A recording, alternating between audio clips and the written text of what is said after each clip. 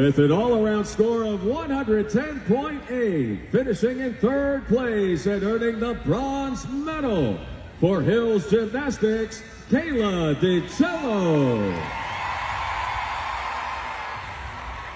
Finishing in second place and earning the silver medal with an all-around score of 113.85 for Wogga, Sky Blakely.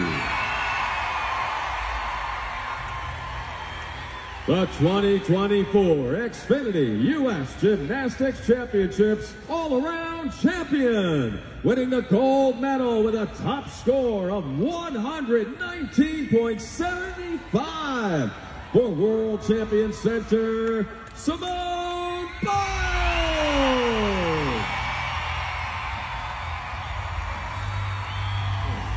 There they are, your 2024 Xfinity U.S. Gymnastics Championships all-around medals.